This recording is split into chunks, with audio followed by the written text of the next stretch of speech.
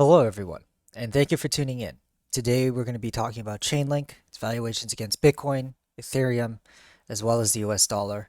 Chainlink is the third largest position in my portfolio, and you can probably tell from the looks of the chart that it's pretty frustrating with this asset. I still think this asset's going to do well, but again, it seems like we have to push down the timeline, every quarter.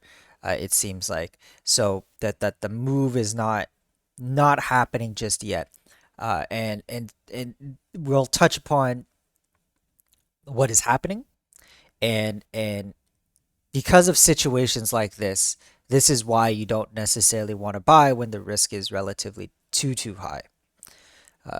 So remember, if you do like this video and the other videos that I make on this channel, be sure to hit the like button down below and also consider subscribing.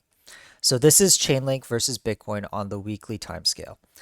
We have made a peak, an all-time high of Bitcoin valuation at 15,806 Satoshis, came to a low here at about 4,186 Satoshis, and right now we're currently trading at 5,445 Satoshis.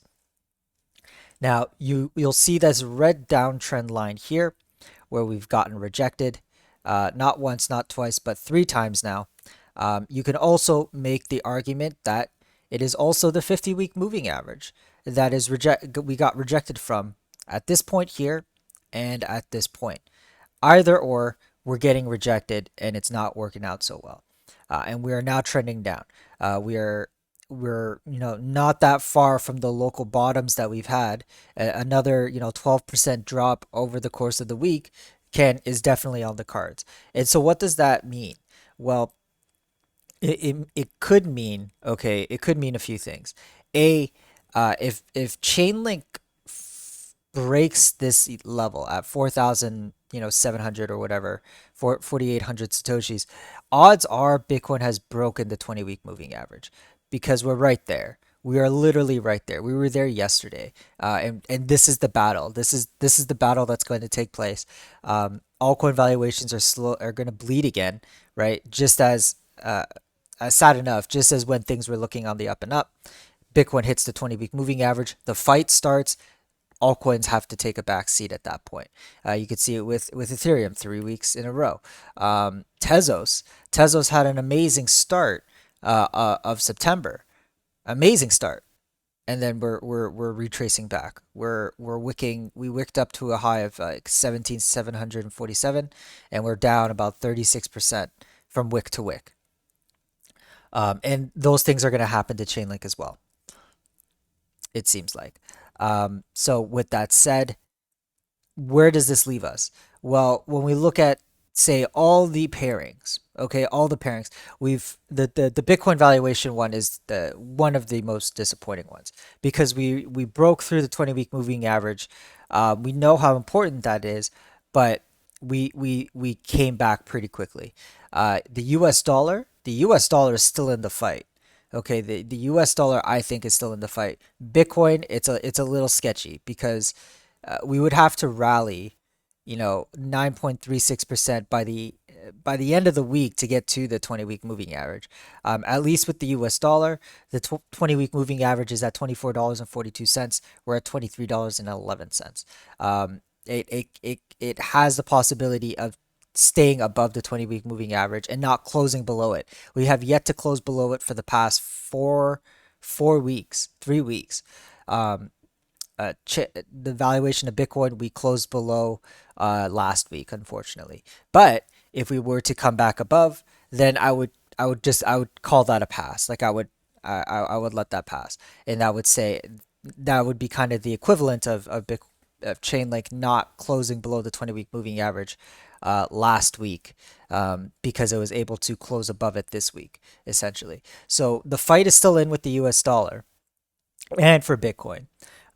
If we get a pretty good response from the drop this week by the end of the week, today is Thursday, I believe, right? And then tomorrow, Friday. Oh no, today is Wednesday. My days are pretty screwed up right now. It's Wednesday, it's hump day. We have 4 days left in the week. That is plenty of enough time for a close above the 20-week moving average at the very least.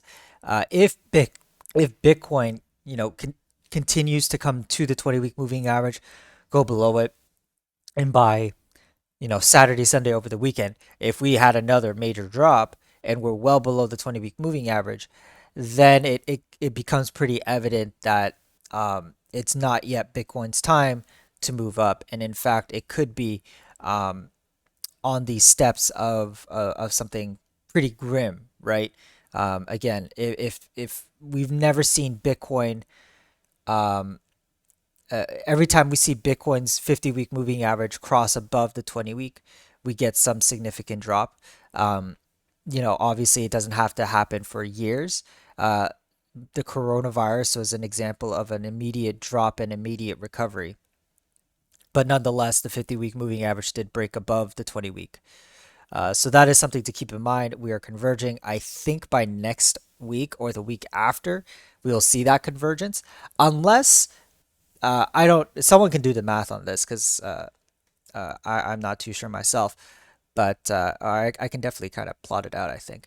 But Bitcoin would have to move up a considerable amount this week, and then I think that just this week to turn around the 20-week moving average to be completely frank.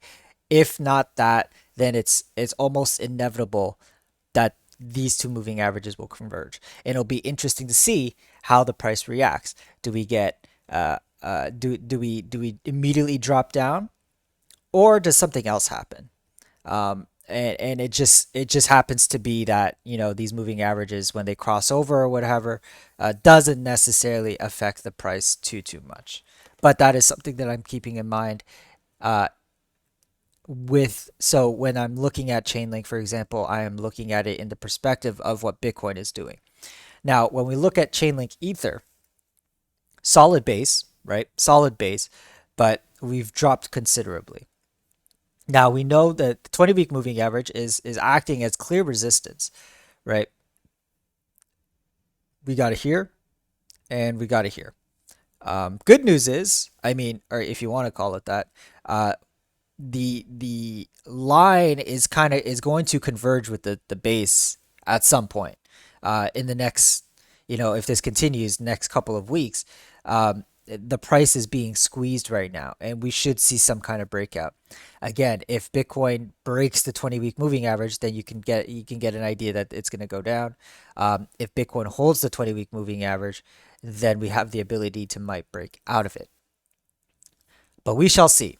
Anyway, that's all for today, you guys. Thank you so much for watching. Take care. Bye bye.